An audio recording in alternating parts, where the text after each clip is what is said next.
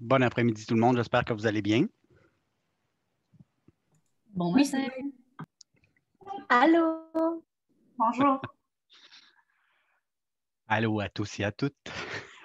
Donc cet après-midi, cours 9, ça fait longtemps qu'on s'est parlé. Vous vous êtes pas trop ennuyés? Non, ça va. Oui, ça va, hein? J'ai déposé dans Léa les documents pour le cours 9. J'ai aussi déposé des petites vidéos personnalisées de vos projets 1. Donc, vous pouvez aller consulter dans la remise Léa. Ils sont là, disponibles pour que vous puissiez voir un petit peu.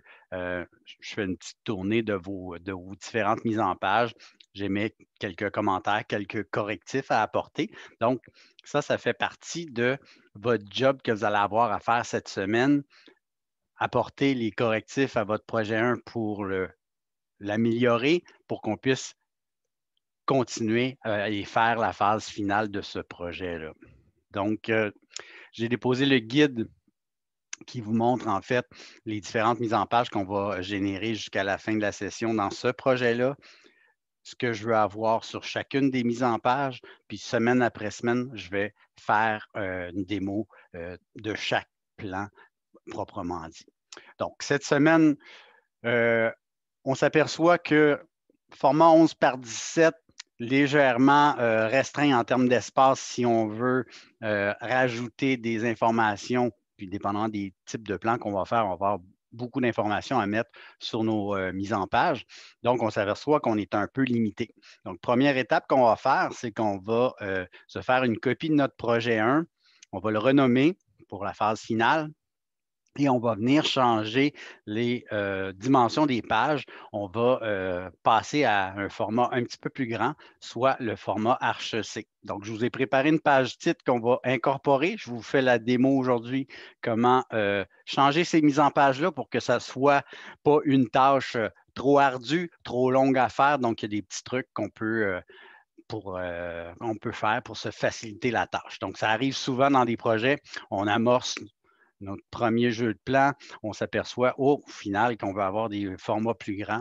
Ben, c'est une procédure qui est, somme toute, nécessaire à faire. Puis, dans certains cas, j'ai vu des gens passer des heures à changer leur mise en page quand on peut y arriver à moindre coût, dans un temps plus raisonnable. Donc, c'est la procédure qu'on va faire aujourd'hui. Est-ce que vous avez des questions, des insultes ou autres avant que je commence? Ben, j'ai une question. Le Oui. projet, la phase finale, en fin de compte, elle va compter pour combien de pourcentage? Je n'ai pas regardé, mais normalement, dans le plan de cours, là, il y avait la Tu as version dit 10 finale. mais on a encore une autre remise de 10 donc du coup, je ne sais pas trop si ça va compter pour 20 ou ça va compter pour deux remises. Ben, en fait, comme le projet intégrateur cette année ne sera pas sommatif, il va être juste formatif dans le sens où je vais vous donner du temps pour travailler sur votre projet intégrateur cette année. Je vais, oui, effectivement, combiner, puisque là, on va faire dans ce phase finale-là, on va avoir toutes les mises en page, donc un jeu de plan complet. Donc, ça va, oui, effectivement, je vais combiner les deux, les deux évaluations dans ce projet-là, puisque ça va être à remettre à la toute fin. Parfait, merci. C'est bon? Ça va être corrigé, effectivement. Est-ce que ça va pour tout le monde? Oui. Donc, petite clarification, moi, en fait, j'ai vu là, plusieurs, là, quand j'ai passé à travers vos projets, faites attention, la gestion de calque, c'est très important. Je l'avais mentionné à plusieurs reprises. Dans le mode objet, il faut vraiment s'assurer que tous les plans se superposent les uns aux autres. On ne veut pas avoir 10 plans côte à côte. La raison est fort simple. Si j'ai des modifications à faire sur un plan, puis je déplace un élément, ben, il faut que faut pas que j'oublie un des plans en cours de route, sinon mon jeu de plan est foutu. Donc, le fait que ça soit superposé, ben, si je déplace une porte, ben, il va se déplacer dans toutes mes phases de projet. Donc, c'est bien important que les plans se superposent les uns aux autres. Ça, c'est primordial, puis je l'ai mentionné là, à plusieurs là, dans vos correctifs. Autre chose aussi, j'ai remarqué qu'il y en avait qui n'avaient pas utilisé le bon format de papier. Donc, ils avaient un format de papier encore plus réduit. Ils ont essayé de rentrer le plan à l'échelle 1/4 sur une feuille 11 par 17, 8,5 par 11, excusez. Donc, c'est sûr que ça ne rentrait pas. Donc, ça ne fonctionnait pas. Leur plan n'était pas à l'échelle. Donc, faites attention quand on parle de format de page. C'est bien important. Les échelles aussi, si votre plan n'est pas à l'échelle, et ça ne sert absolument à rien d'imprimer ou de remettre ce document-là à notre entrepreneur. Les plans ne sont pas à l'échelle. Donc, c'est des petites particularités, mais en fait, en bout de ligne, c'est très, très important. Donc, ici, format Arch-C. Donc, on va préparer notre document pour la phase finale.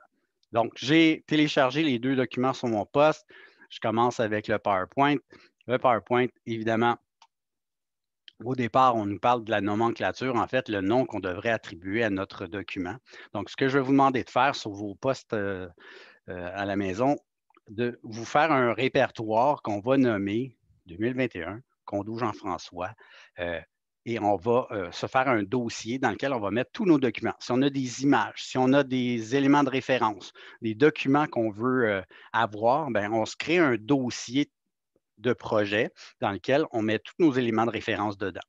Je vais vous fournir éventuellement des dessins que vous allez devoir insérer dans vos mises en page.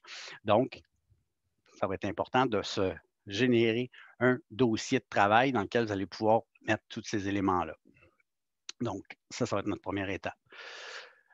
Numérotation des pages. Donc, dans ce guide-là, vous avez toutes les pages qu'on va générer là, dans le projet. Donc, jusqu'à maintenant, on a fait le plan d'existant, démolition, aménagement.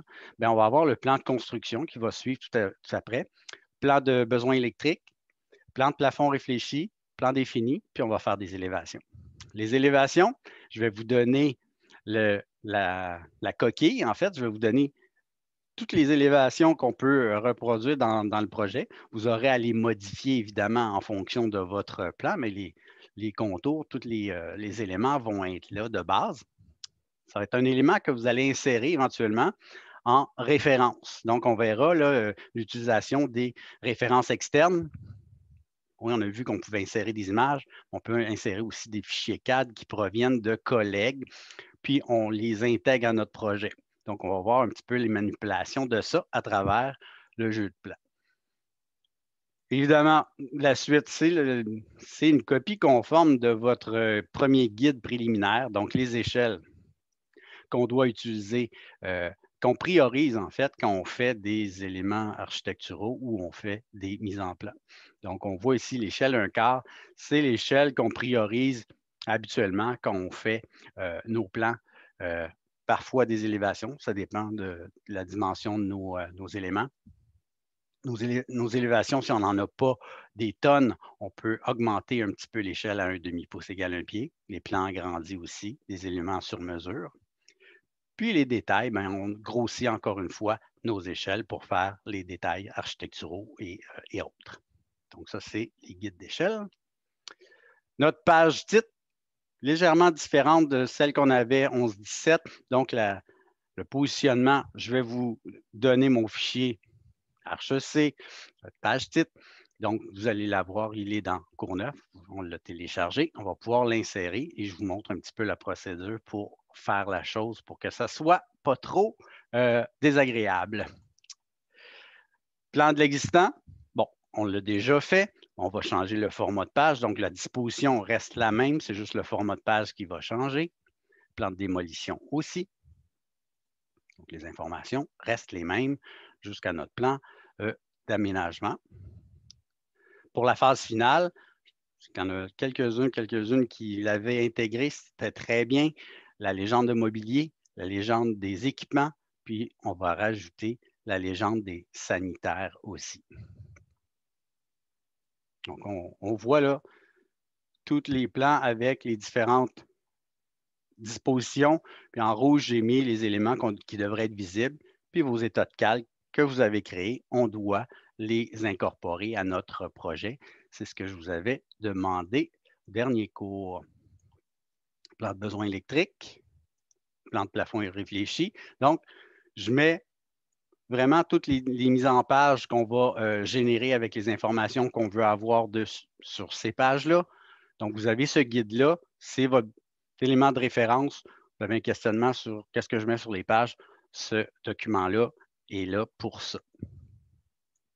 On y fait référence tout le temps. Je reviens à mon répertoire. OK. Dans mon disque dur, moi, ce que j'ai voulu faire, c'est me faire un dossier de travail. Alors, ce que j'ai fait, je me suis créé un nouveau dossier, puis je l'ai nommé 2021, condo Jean-François, phase finale, puis j'ai mis mon matricule. Donc, ça, c'est mon dossier de travail que je vais remettre à la toute fin de la session. C'est mon projet final qui va être là-dedans. Donc, je vais mettre, comme j'ai mentionné, tout ce que j'ai besoin pour faire ce projet-là. Si j'insère des images, si j'insère des documents CAD, si j'ai des tableaux, peu importe, c'est là-dedans que je glisse tous les documents. Si j'ai des PDF, etc., c'est mon dossier de travail, c'est là-dedans que je glisse mes éléments. Alors, moi, ce que j'ai fait, j'ai pris mon projet 1 qu'on avait amorcé au préalable. Je le garde tel quel pour avoir ma phase préliminaire, puis je m'en fais tout simplement une copie dans mon dossier ici. Ce document-là, je vais venir le renommer. Donc, bouton droit de souris, je peux le renommer sans même l'ouvrir avec AutoCAD. Puis, je vais le nommer comme la nomenclature est décrite dans mon PowerPoint. Donc, 2021, projet condo, donc le type de projet. Le type de dessin, donc c'est les plans phase finale, puis je mets mon matricule au bout. Donc, ça va être le nom de mon dossier de AutoCAD et je peux l'ouvrir. Donc, une fois qu'il est renommé, je peux l'ouvrir. Donc, comme j'ai mentionné tantôt, en mon mode objet, j'ai mon plan d'existant, puis à côté, je vais avoir toutes mes superpositions de plans. On incorpore nos états de calque et on vérifie si ça fonctionne. Bien, effectivement, donc si j'ai plusieurs états de calque, je vais pouvoir les utiliser en mode objet et je vais pouvoir les utiliser pour faire mes mises en page. Donc, bien important que vous importiez les états de calque que je vous ai demandé de faire. Donc, vous faites importer, vous allez les chercher dans votre disque dur et vous les intégrez directement dans votre projet. Donc, ça, c'est à faire. Au niveau des mises en page, je vais juste déplacer mon petit tableau de ici. Tiens. Donc, initialement, on avait des formats 11-17.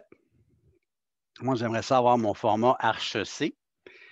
Évidemment, si je pars de zéro, parce que moi, ce que je veux vous donner comme truc, c'est en fait, s'il n'y a pas de mise en page dans un projet, puis vous devez en créer une, comment on fait la chose? Bien, en fait, je vais vraiment partir de zéro pour la faire.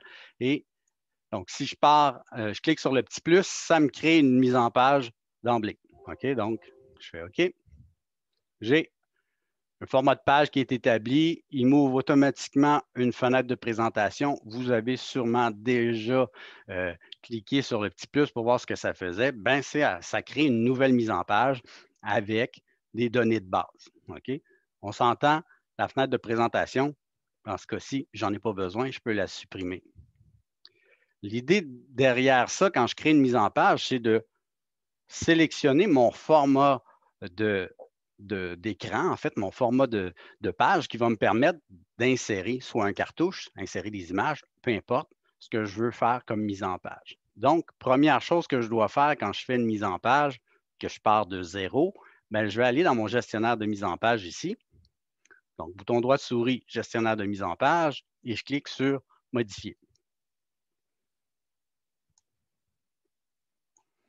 Donc, on voit la dernière imprimante qui a été sélectionnée. Moi, dans mon cas, j'avais créé un PDF. Donc, par défaut, il a sélectionné PDF.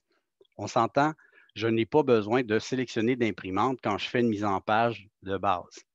Quand il vient le temps d'imprimer, j'ai juste à rentrer dans mon gestionnaire. Si je suis au cégep, je vais aller choisir l'imprimante du CRD, par exemple, ou l'imprimante de mon local. Je vais l'afficher, puis je vais cliquer OK, puis ça va s'imprimer. Donc, quand je crée une mise en page de base, je fais ça à la maison sur un poste qui est hors cégep puis je n'ai pas accès aux imprimantes, il est préférable de placer aucune imprimante. Comme ça, on n'a pas de message d'erreur, mais il ne nous dit pas « Ah, je ne trouve pas ton imprimante ». Donc, si je mets aucune, je n'aurai jamais de message d'erreur pour l'instant. Deuxième étape, je viens choisir mon format de papier. Donc, on veut Arche-C. Donc, c'est du 18-24, mon format de papier. Autre truc bien important que beaucoup oublient, c'est de placer notre table de tracé. C'est-à-dire que AutoCAD, chaque couleur correspond à une épaisseur de trait selon les paramètres établis par, exemple, le département. Donc, on se souvient qu'en début de session, on avait téléchargé la table de tracé CVM Design intérieur 2018, bien, on va l'activer. Donc ici, je m'assure que mon design intérieur CVM 2018 est activé. Ça veut dire qu'il va convertir toutes les couleurs que je vais choisir en fonction de mes épaisseurs de traits. Et si vous vous posez la question, des fois, quand vous faites un PDF, puis vos plans sortent en couleur ou vos cartouches sont en couleur, c'est parce que votre table de tracé n'est pas activée. Okay? Donc, c'est ça qui va gérer le transfert des couleurs en épaisseur de trait. Donc, pour l'instant, si je fais OK, je vais avoir un format de page plus grand qui correspond à mon Arche-C. Donc, ça, c'est ma première étape. Deuxième étape, je veux, par exemple, insérer mon cartouche ou ma page titre Arche-C là-dedans. Donc, vous l'avez téléchargé, elle est sur votre poste, vous pouvez l'ouvrir.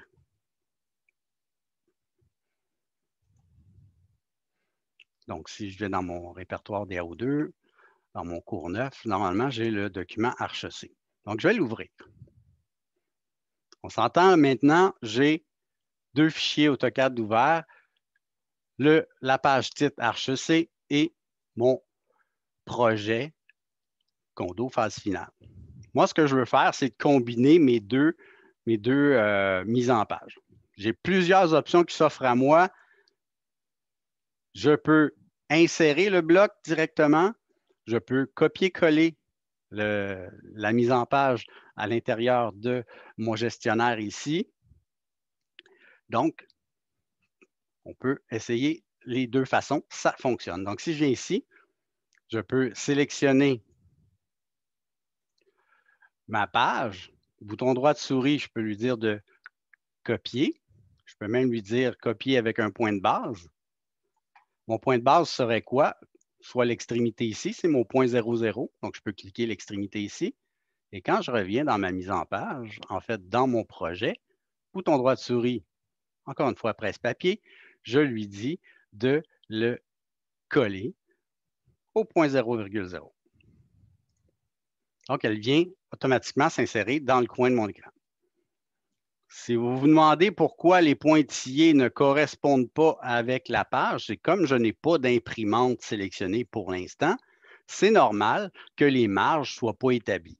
Donc, ce que je vais faire au final, c'est de m'assurer que dans AutoCAD, ma mise en page soit centrée à tout le moins dans l'interface de la mise en page. Pourquoi? C'est parce que je veux qu'elle soit centrée. Quand je vais l'imprimer, peu importe le type d'imprimante que je vais sélectionner, je veux toujours que ça soit centré. Donc, je vais retourner. Une fois qu'il est inséré, je vais retourner dans mon gestionnaire de mise en page. Je vais encore une fois cliquer sur « Modifier ». Et cette fois-ci, je vais lui dire de positionner mon cartouche dans ma mise en page. Donc, j'ai utilisé l'option « Fenêtre » ici. Et je vais cliquer d'une extrémité à l'autre de mon cadre blanc de ma page titre et je vais lui dire de centrer la chose dans ma mise en page. Donc, en tout temps, quand je vais choisir mon imprimante à l'avenir, je suis sûr et certain que cette mise en page-là sera centrée. Je vais faire OK. Donc, on voit maintenant que le pointillé est égal à gauche, à droite, en haut, en bas aussi. Donc, si je regarde, là, mon pointillé est parfaitement centré. Donc, dès que je vais choisir une imprimante, que ce soit un PDF, que ce soit une imprimante au CRD grand format, ma mise en page va être centrée et les marges vont se faire correctement. Donc, la gestion des mises en page se fait de cette façon-là, à partir de mon gestionnaire de mise en page, je peux recréer, recentrer et donner les paramètres. Chacune des mises en page qui sont établies dans vos gabarits ont été faites de cette façon-là. Okay? Évidemment, au final, je pourrais renommer ma page. Je l'ai nommée par numéro. Je vais vous dire pourquoi. C'est qu'en fait, on s'aperçoit en bout de ligne que quand on donne le nom des onglets, on met le nom du plan, bien, ça prend de la place, ça prend trop de place dans le bas de mon écran. Puis si j'ai 10 mises en page, bien, je ne les vois pas les 10. Je vois juste les 4 premières, puis après ça, les autres disparaissent en file indienne vers le bas. Donc, petit truc, vous pouvez nommer maintenant vos onglets avec le numéro de la page qui est établi dans votre liste de votre guide. Donc, ma page titre, des 0, des 100, etc. Donc, je peux nommer maintenant mes onglets avec les numéros. Ça prend beaucoup moins de place. Donc, ça, c'est une méthode. Hein, on s'entend? Je suis parti de 0, j'ai inséré mes éléments. Évidemment, vous aurez compris que vous devez remplir les informations, remettre votre image ici, mais c'est votre nouvelle page titre qui est là. Une autre méthode, en fait, qui est efficace si on ne veut pas partir de 0 pour générer une mise en page, puis on sait que dans un autre projet, j'ai une mise en page qui me convient, qui est déjà faite, bien, je peux, à l'aide d'un outil qui s'appelle Design Center dans AutoCAD, me permettre d'aller chercher des informations qui proviennent d'un autre projet. Vous savez, en début de session, on a fait des blocs, on s'est fait une librairie. Bien, cette librairie de blocs-là, si dans un projet, j'ai oublié d'extraire un bloc, bien, je sais qu'avec Design Center, je peux aller chercher de l'information qui est dans un autre projet, qu'il soit ouvert ou pas à l'écran, je vais pouvoir aller consulter les informations que j'ai à l'intérieur. Voici comment on fait la chose. Donc, dans l'onglet Vue, je vais avoir un petit icône qui s'appelle Design Center. Quand je clique là-dessus, ça m'ouvre l'interface pour aller chercher de l'information dans mes fichiers qui sont déjà faits. Vous savez, dans AutoCAD, il n'y a pas seulement qu'une façon d'accéder aux commandes. Donc ça, à partir du menu Design Center est là. Si vous voulez le faire à partir du clavier, vous pouvez faire l'abréviation, donc ADC. Design Center. Donc, si je fais Enter, ça m'amène exactement à la même place. Et autre raccourci clavier, la touche CTRL et 2 en même temps m'amène à cette interface-là. Donc, j'ai 3 façons d'accéder à cette information-là qui s'appelle Design Center. Donc, dans le haut, on voit que j'ai mes options pour aller sélectionner mes dossiers. Donc, par exemple, je vais aller chercher un dessin qui est ouvert. Bien là, il va me montrer que j'ai le projet condo, phase finale d'ouvert. J'ai la page titre Arche-C qui est ouverte aussi. Donc, si je sélectionne un document en particulier, puis je viens cliquer sur l'onglet Présentation, je vois que dans ma page titre, j'ai une page titre qui est déjà faite. C'est une présentation que je peux prendre et que je peux glisser dans mon dessin. Et là, si je regarde ma mise en page, elle est pas mal pareille. OK? Donc, je sais maintenant que si j'ai des éléments qui sont déjà faits et que je veux réutiliser d'un projet à l'autre, bien, Design Center va me permettre de le faire. L'avantage de cette interface-là, c'est qu'elle nous permet d'aller chercher des informations bien souvent qu'on n'arrive pas à sélectionner dans leur ensemble. La présentation, si j'essaie de la copier, il va prendre juste le dessin, comme j'ai fait tantôt. Il faut que je génère mon gestionnaire de mise en page. Tandis que Design Center, si ma mise en page est déjà faite dans un autre projet, je peux la prendre au complet, puis il va prendre à la fois si j'ai placé une imprimante, si j'ai placé ma table de tracé et tout va se copier automatiquement. Donc, on voit là que son importance, c'est très efficace. Non seulement pour les mises en page, mais si je clique dans les calques, par exemple, je peux, si j'ai des calques qui me manquent, aller chercher un calque en particulier puis le glisser dans mon dessin si j'ai besoin. Donc, je peux aller chercher des informations supplémentaires avec Design Center dans mes projets. Je peux aller chercher aussi des blocs. Donc, si je clique sur l'onglet bloc, puis il me manque un bloc dans mon projet, puis je le sais que dans tel fichier, je l'ai, là, il va faire la liste, là, il y en a une vingtaine, une trentaine. Il va me montrer tous les blocs disponibles dans ce fichier-là et je peux les glisser à l'intérieur du dessin actif que j'ai à l'écran. Donc, cette interface-là, multitâche, nous permet de régler bien des problèmes ou aller chercher de l'information supplémentaire si le besoin est. Je vais annuler ça parce que de toute façon, donc on voit là tous les blocs qui sont inclus dans mon dessin. Je pourrais prendre une causeuse et venir la glisser dans un autre dessin sans même avoir à l'extraire avec notre commande WBlock. Donc, cette interface-là nous permet de pallier à certains problèmes et de corriger les éléments. Donc, je peux maintenant copier des mises en page d'un projet à l'autre. Je peux créer une nouvelle mise en page à partir de zéro si le besoin est. On s'entend que cette mise en page-là, je vais la déplacer au début, puisque ça sera ma page des zéros. Une fois que je vais avoir transféré toutes mes informations, ma page 11-17, je pourrai la supprimer, j'en ai plus de besoin. Donc, première étape pour ajouter une page titre. Et là, je vais aller dans mon plan de l'existant. Le plan de l'existant, encore une fois, si je passe par la méthode longue, ben, je vais devoir refaire mon gestionnaire de mise en page, réinsérer mon bloc, entrer à nouveau toutes mes informations. Donc, on va essayer d'éviter ça. On va essayer de gagner le plus de temps possible. On va utiliser les outils qui sont mis à notre disposition dans AutoCAD.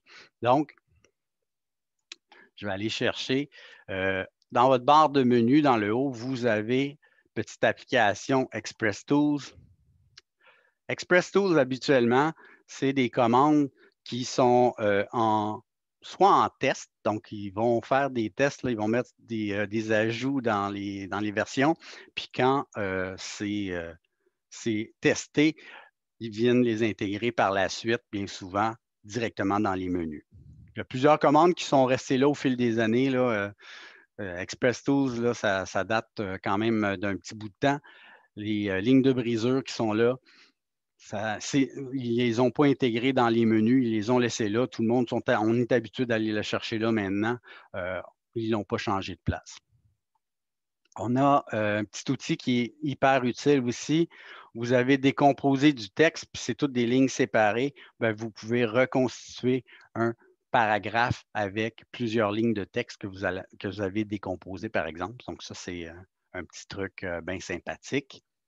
Puis, l'autre truc qui est, à mon avis, le plus important de toute cette liste-là, c'est en fait de pouvoir remplacer un bloc par un autre. Donc, si vous me voyez venir, ben, mon format tabloïd horizontal, ben, si je prends cette option-là, je vais lui demander de remplacer ce bloc-là par un format Arch-C.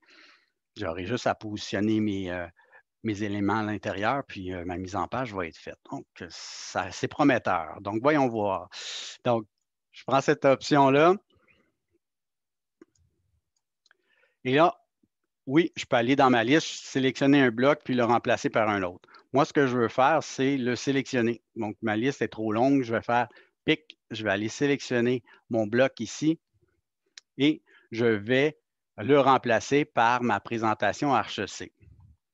Le fait d'avoir effacé des mises en page dans votre projet n'a pas effacé les blocs. Donc, ça veut dire que si je descends dans ma liste, je devrais avoir présentation Arch-C.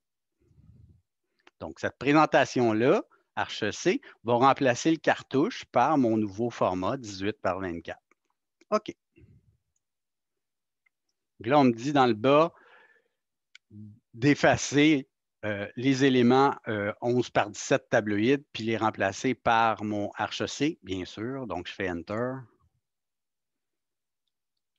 Si ça prend un petit peu de temps, c'est parce que j'ai 1, 2, 3 mises en page. Il a remplacé le cartouche sur chacune des mises en page à l'aide de cette commande-là. C'est très bien venu jusqu'à maintenant. Là, on voit que les informations de mon cartouche sont restées dans le bas, c'est-à-dire l'échelle, le nom du plan, le numéro de page est resté là. Moi, j'aimerais ça qu'ils se mettent à jour. Je ne sais pas si vous vous rappelez, quand on a commencé à parler des blocs munis d'attributs, on s'était fait un bloc d'infos pour notre page de présentation. Quand on ajoute des attributs ou on modifie des attributs dans un bloc, on doit les mettre à jour. Pourquoi? Parce que je peux, et c'est le cas dans ce cas-ci, j'ai 3 mises en page et plus dans mon projet et chacune d'entre elles comporte des réponses différentes. En l'occurrence, le numéro de page, ce n'est pas la même sur chacune des pages, le titre du plan non plus. Donc, chaque attribut est différent d'une page à l'autre. Donc, d'où l'importance de mettre à jour ces informations-là pour que ça tienne compte du changement que je viens de faire. La façon de faire ça, c'est d'utiliser la commande. Donc, ça commence par un B pour une boîte, attribut, je vais mettre 2T plutôt, et manager pour gestionnaire des attributs. Si vous vous demandez pourquoi c'est en anglais ce truc-là, c'est que le logiciel AutoCAD provient des États-Unis. La base de données est anglaise. Donc, voilà pourquoi les commandes, même si maintenant on peut les écrire en français, ce qui est sous-jacent, c'est l'anglais. Donc, dans ce cas-ci, la commande Batman avec 2T, quand je fais Enter, il va me demander de sélectionner le bloc que je veux mettre à jour. Donc, je vais le sélectionner. Donc, j'ai cliqué Pic pour sélectionner le bloc et je lui dis de le synchroniser. Puisque j'ai beaucoup d'attributs dans ce bloc-là, je veux que toutes ces informations-là reviennent à leur place telles que demandées. Donc, je vais faire synchroniser ici. Donc, toutes mes informations que j'avais déjà placées dans mon cartouche viennent se replacer à l'intérieur de ma nouvelle cartouche. Et ce, sur toutes les pages. Donc, petit truc important à retenir, je peux remplacer un bloc dans mon projet par un autre et si le bloc est muni d'attributs, je le synchronise pour obtenir le résultat escompté. Évidemment, j'ai plus de place sur ma mise en page, je pourrais déplacer mon plan pour le positionner à l'endroit où je veux l'avoir. Je vais enlever mon petit mode orthogonal pour bien le positionner et je vais pouvoir le centrer. Donc, vous allez avoir plus de place si vous avez plus de cotes ou plus d'éléments à mettre. On s'entend que le plan de l'existant, on n'a pas plus d'infos que ça.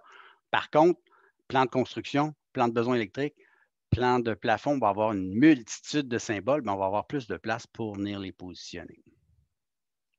Les lignes que je n'ai pas de besoin, je les efface. Donc, le petit encadré qui est ici, je peux le supprimer sans problème. Et là, il me reste à faire quoi? Tout simplement à redimensionner mon gestionnaire de mise en page pour que mon pointillé corresponde à ma page. Donc, cette étape-là, un passage obligé, c'est obligatoire à faire puisque sinon, il va imprimer juste une portion de ma page. Donc, gestionnaire de mise en page, je fais modifier. Donc, normalement, ma table de tracé est déjà là. Mon format de papier, ce n'est pas le bon. Je vais lui dire que c'est du HEC. Je vais utiliser le mode fenêtre et encore une fois, je vais cliquer d'un coin à l'autre de mon cartouche. Donc, j'ai utilisé les extrémités de mes lignes blanches. C'est vraiment mes marges et je lui demande de centrer la chose. OK. Donc, mon plan est parfaitement centré. Mon cartouche est parfaitement centré. Donc, j'aurai cette manipulation-là de gestionnaire de mise en page à faire sur chacune et replacer mon plan à l'endroit où je veux l'avoir sur ma page. Mais on s'entend que si je refais une mise en page pour chaque plan, imaginez que j'en ai une dizaine, une quinzaine à faire, ben ça peut prendre des heures et des heures quand mon projet est pratiquement terminé, puis je me rends compte que mes mises en page ne sont pas assez grandes, bien, cet outil-là va me permettre de gagner énormément de temps. Tout ce que j'ai à faire, c'est de repositionner mes plans et avoir plus de place pour imprimer en faisant mon gestionnaire aussi d'impression. N'oubliez pas de faire un zoom étendu sur chacune de vos mises en page avant de les quitter. Vous, des questions, des insultes ou autres?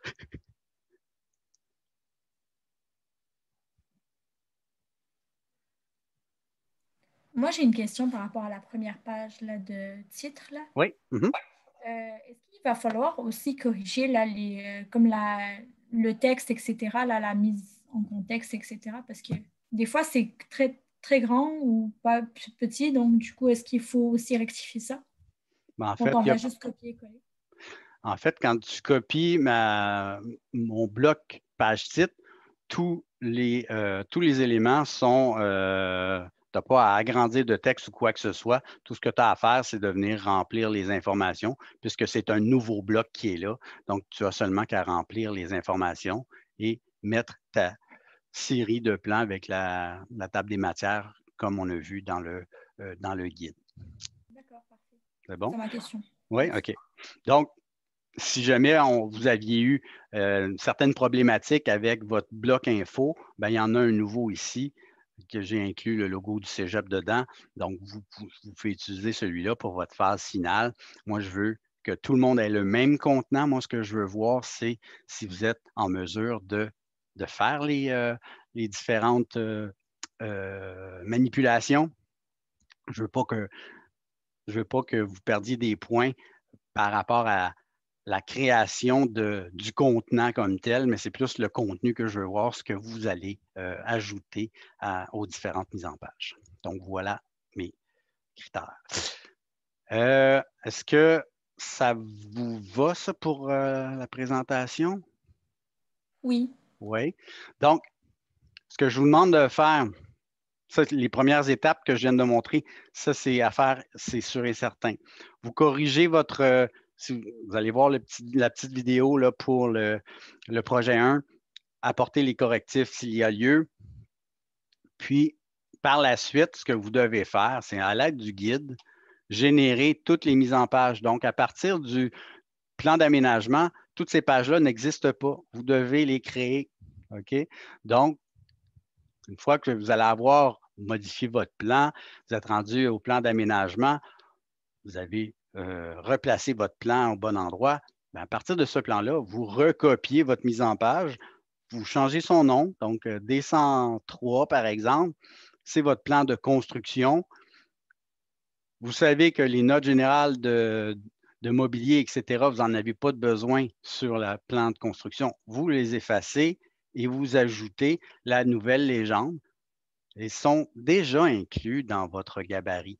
Hein? Donc, si je regarde dans le dessin courant, là, moi, ce que j'aime bien faire quand j'utilise cette interface-là, je vais juste tasser ça, c'est un petit peu tannant. Donc, dans le dessin courant, moi, j'aime bien voir la liste. Donc, c'est le fun de voir les icônes, là, mais si je clique sur ça ici, je vais placer en liste. Donc, je vois les noms des blocs. Donc, c'est juste pour que vous puissiez voir là, vraiment, OK, les renvois de notes générales. Là, donc, ça, c'est le plan d'aménagement. C'était celle-là qu'on a insérée ici. Vous en avez un pour construction. Vous en avez un pour plan de besoins électriques. Vous en avez un pour le plan défini. Puis vous en avez un pour le plan des plafonds. Donc, vous insérez les différentes légendes et notes. Vous les disposez sur la page. Il y en a certaines qui vont être hyper longues, comme si je prends, je pense, le plan, ouais, celle-ci. Ben, en fait, on a mis tous les symboles possibles là, pour faire le plan de besoin électrique. Évidemment, on n'aura peut-être pas besoin de tous ces symboles-là, mais on va faire notre choix. On va prendre que les symboles utilisés dans notre plan, puis on va en faire une légende. Mais Le but de faire un gabarit, c'est que vous puissiez avoir accès à toute l'information, puis là, vous faites les ajustements en fonction de votre projet. Et c'est ce que je vous demande de faire. Générer toutes les mises en page, insérer toutes les légendes, puis dans chacune des fenêtres, évidemment, si vous avez, vous avez déjà vos gestionnaires de calque, bien, vous pouvez, dans votre plan de construction, tout de suite activer le plan de construction. On voit que ça a éteint le mobilier, bien, c'est parfait. On peut faire notre gestion de calque tout de suite dans toutes nos mises en page. Celles qui vont rester à faire selon les besoins, là, je pense que ça va être le plan de plafond. Je n'en avais pas fait. Je n'en avais pas fait de gestion de calque. On va en générer une nouvelle en temps et lieu. On n'est pas rendu là.